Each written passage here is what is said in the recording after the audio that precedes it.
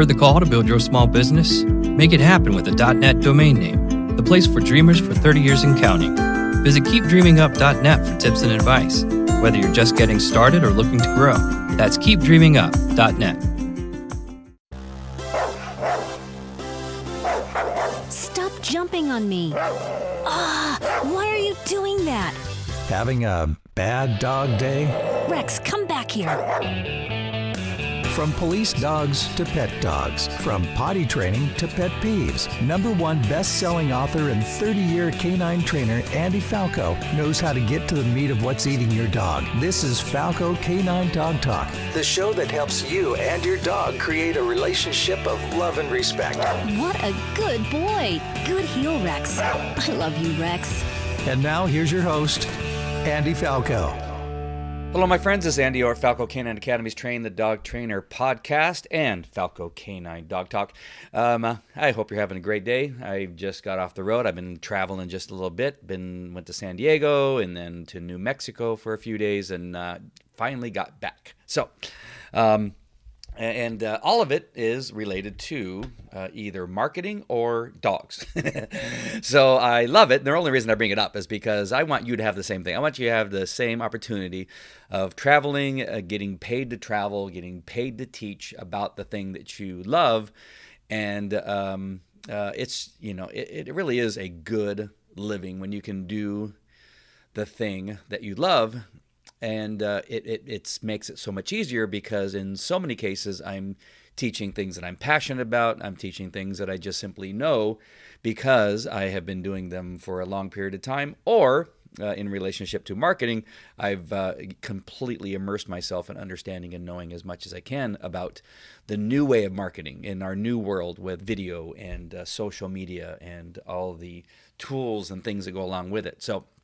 And that's good news for you because that means that at least the information that I'm giving you is relevant and fresh, depending on when you're listening to us. If you're listening to this 10 years from now, then maybe not. But at least for now, 2017, we're coming up on the end of the year. So, I'm planning on continuing on with these things. So that's what's good news for you is that as I'm out teaching, I'm learning.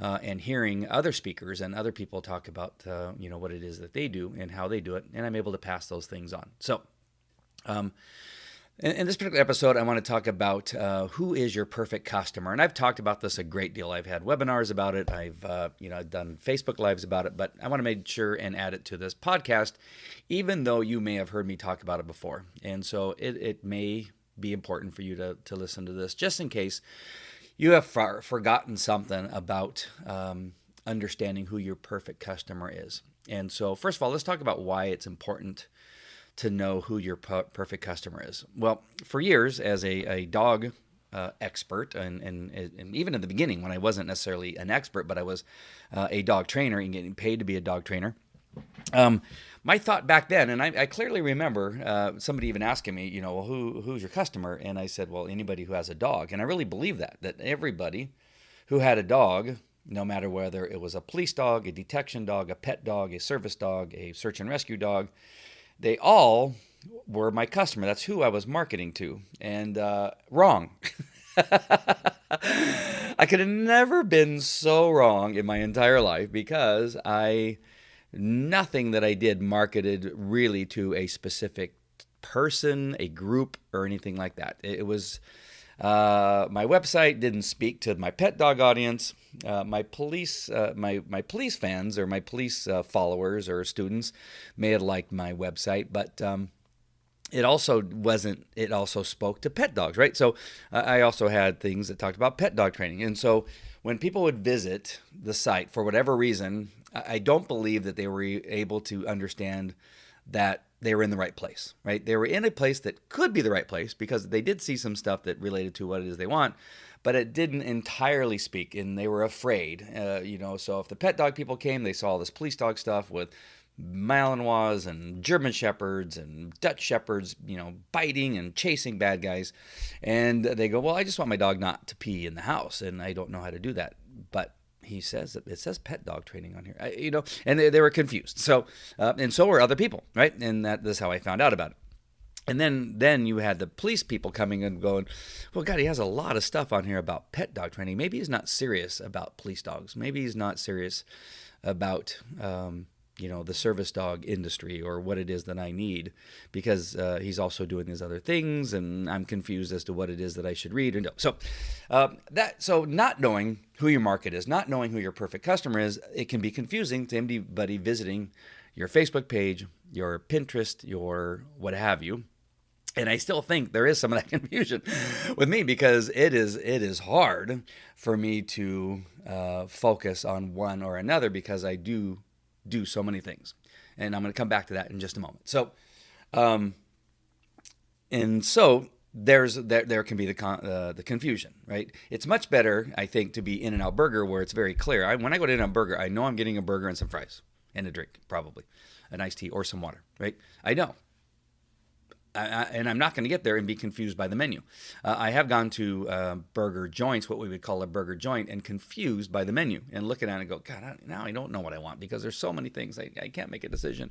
And no matter what I do, I end up getting something and wished I would have got something else, right? But when I go to In-N-Out Burger, I know what I'm getting. When I look at another table, I'm looking at their burger and I think nothing, because I have the same thing. There's no confusion when I'm in In-N-Out Burger, right? You can say the same thing for a few other places. Maybe Chick-fil-A, right? Chick-fil-A does have some other things, but they're fairly closely related, so there's not that much confusion. So by knowing who your market is and who your perfect customer is, you know that you're going to be reaching a specific person. The thing that stops people, and what stopped me early on, is that by not saying that I'm my market or my customer is anybody who has a dog, is that my thought process and my belief was I didn't want to not have somebody think that they were in the right place, right? So by not focusing, I was doing just the opposite. My belief system was that, well, I need to leave my doors open for anybody that has a dog. And no, I was actually having the opposite effect. I was losing more people because I wasn't understanding of who I was marketing to and what I was doing. And so the exact opposite was occurring based on my lack of understanding of how important it is to narrow down who your audience and perfect customer is.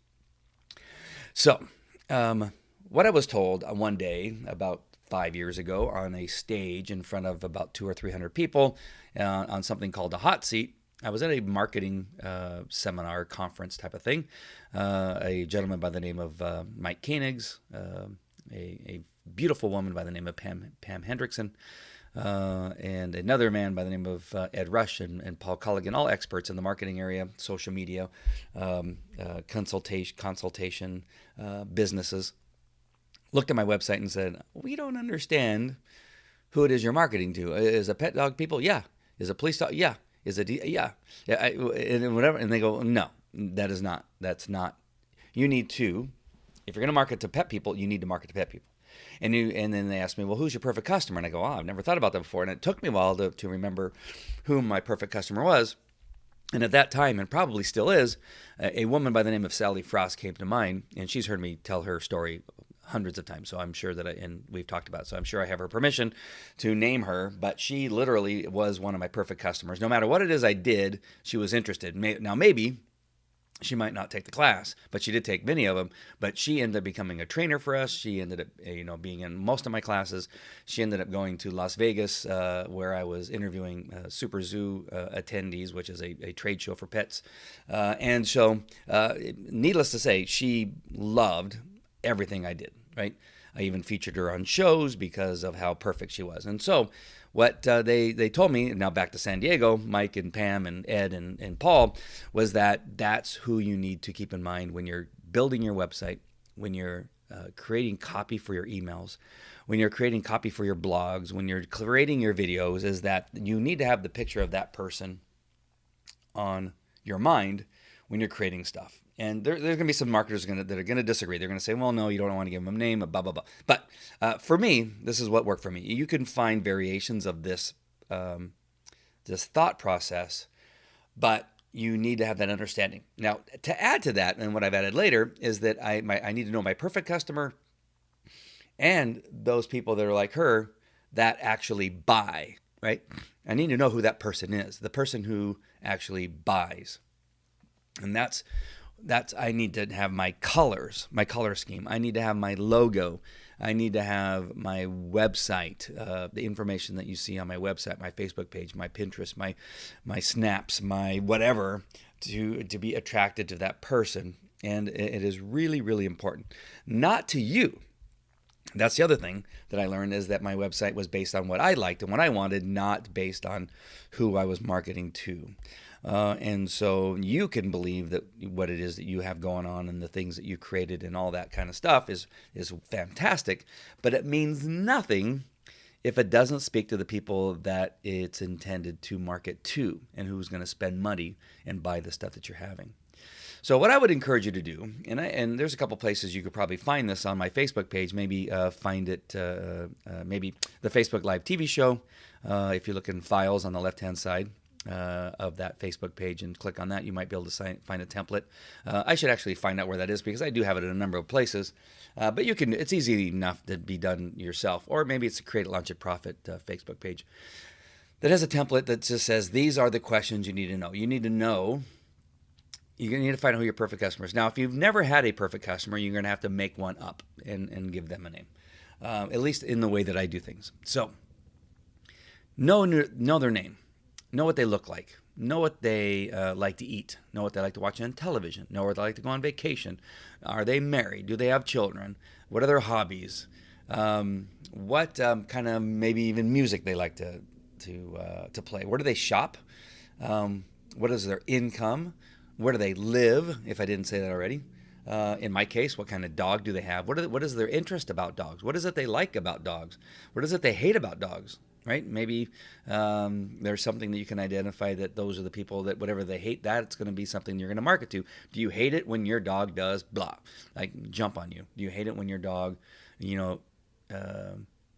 as you're trying to feed the dog, when it doesn't knock the bowl out of your hand, right? So you can get a lot of things by asking them what it is they hate about whatever it is that you are marketing to. What they hate about chiropractors, what they hate about dentists, what they hate about social media experts, what they hate about website creators, what they hate about jewelry creators, right? So you can pick whatever it is. But in relationship to dogs, what is it they don't like about their dog? What is it they don't like about other people's dogs? What is it they don't like about the last trainer they attended? And so you're going to find stuff that you're going to now use in your blogs. Don't you hate it when trainers do blah? And it'll be whatever it is that person told you that they don't like. And it's going to attract more of those people that love or potentially will love what it is you do and have paid you in the past and will probably and most likely pay you in the future, right? And so by understanding that, everything you do is going to be more attractive to those people. Get out of your mind that you need to market to everybody because you're afraid of marketing to no one. That is the exact opposite. What is the truth? If you try to market to everybody, you're going to market to no one. That is the truth. If you narrow down to a specific group of people or a like type of person, you're going to market to way more people. You're going to get more people to spend money on you and your products and your services. And that is what has been found to be the truth over many, many years of marketing. And what I've read in marketing books, in success books, is this one thing is common. And that is, if you know who it is that is going to buy what it is that you have to offer, and you understand them and notice what they like and don't like, you're going to have a much better opportunity of selling them what it is you have to offer. So your to-do thing, your to-do task, I guess, is to get out a piece of paper or go on the computer. I would suggest writing it by hand because it tends to work out a little bit better. Then you can take what you wrote by hand and type it into some document that can be saved on your computer.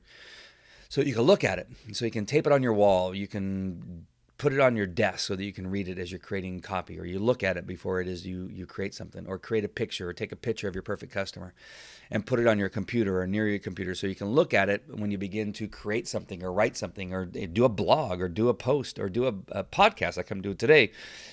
Have that person visible and aware, at least on your mind. You be aware of them, of their presence as you're creating something. And you're going to be more likely to create more people like them you want to be careful at not taking the money of people that you know is not your perfect customer. If you know for sure somebody does not fit into that picture and those parameters, be careful about taking their money or discounting because you just simply want all these people on your list and in your database. And as customers, there's some customers I promise you don't want. I've had them.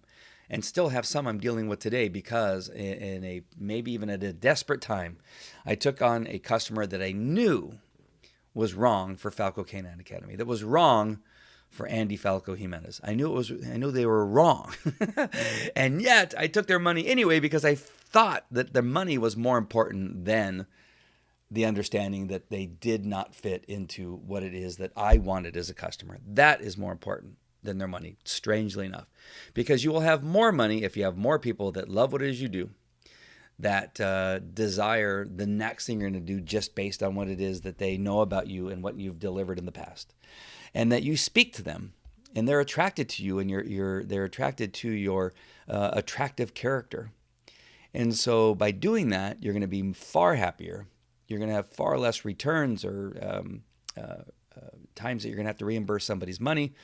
Because even when you fail, even when you have a hiccup, they're less likely to ask for the money back because you've met their challenge, you've met their needs. So many other times they're more forgiving of the times that you don't. All right. So take the time to figure out who your perfect customer is. Take the time to write it out on paper. Stop trying to market to everybody. If you're a chiropractor and listening to this by chance, I know it's a dog training thing, but if you're a chiropractor, maybe you're doing this as another business. So if your other business is chiropractic dentistry, you don't market as a chiropractor to everybody that's in pain, right? Only market to those people that are in pain that you're attracted to and they're attracted to you. If you're a dentist, don't market to everybody that has teeth. Because not everybody that has teeth has money. Not everybody that has teeth are people that you can get along with and want to maybe even spend time with them, even if they weren't spending money with you, right? That's perfect, right? When you can have somebody as a customer that you just like, you would even like hanging out with, even if they weren't a customer.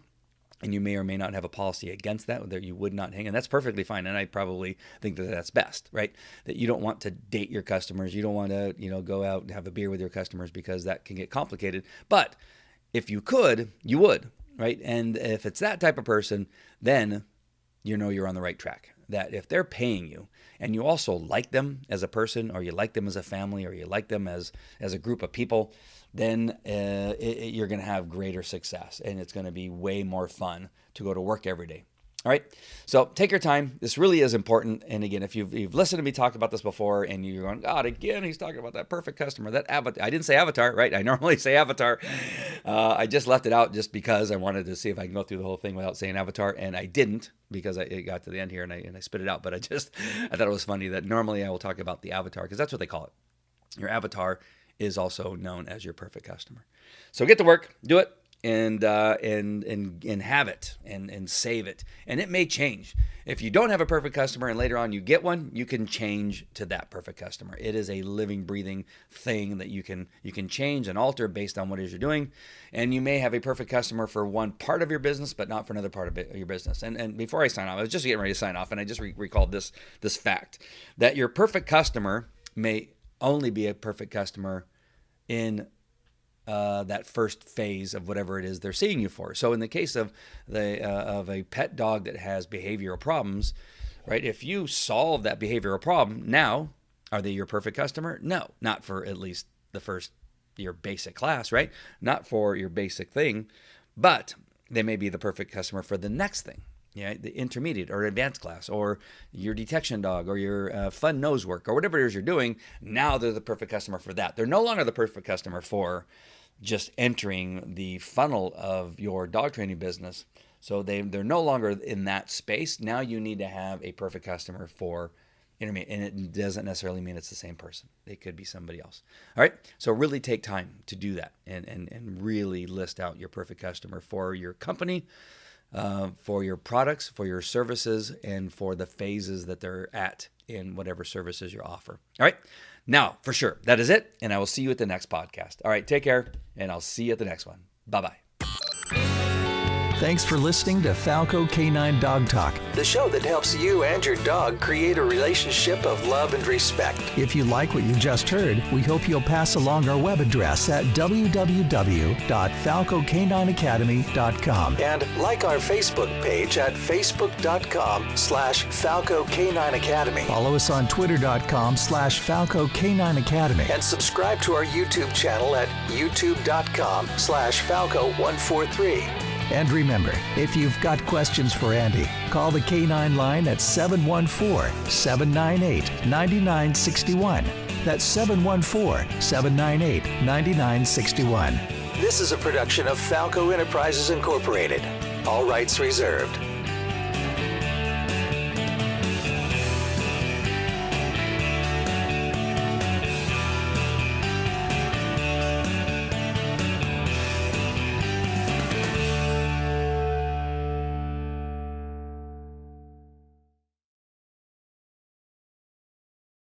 Heard the call to build your small business? Make it happen with a .net domain name, the place for dreamers for 30 years and counting.